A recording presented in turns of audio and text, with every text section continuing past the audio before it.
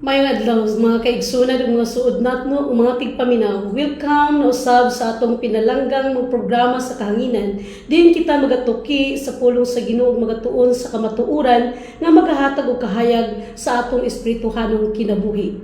Ako ang inyong higala ug igsuon sa pagtuo dinhi sa istasyon Adventist Light Media Ministry and also sa ato Adventist World Radio 97.9 Light FM.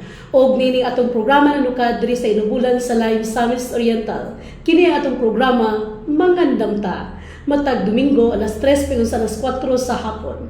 Karon Agosto 17, 2025. You are once again tuned in to your favorite spiritual program and we hope that our lives will be grow in faith.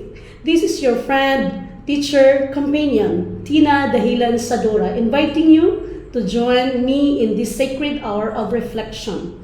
Our topic for today is entitled The Kingdom and Power of Satan. Ang gingharian o ang gahom ni Satanas. O atong teksto karon mag-focus kita sa Mateo 12, versikulo 26. Mag-uban-uban na sab kita sa pagtuon karon sa lahi na usab nga importanteng topiko aron maandam kita sa pagbalik sa atong Ginoong Hesukristo. Salamat usab sa mga alawiton nga gihatag pagdahig sa Dios nining kahaponon. Akong gipasalamatan ang atong mga suking tigpaminaw nining atong programa Mangandam Ta. Mga pamumusta kaninyong tanan, hinaot nga ang Dios magapanalangin kaninyo uban sa inyong mga pamilya ug minahal sa kinabuhi.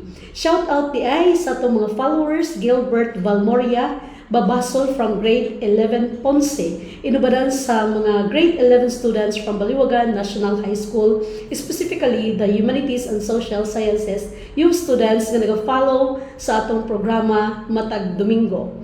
Mayong hapon kaninyong tanan, kutob sa maabot nining programa Luzon, Visayas, Mindanao, ang Dios magapanalangin kaninyong tanan.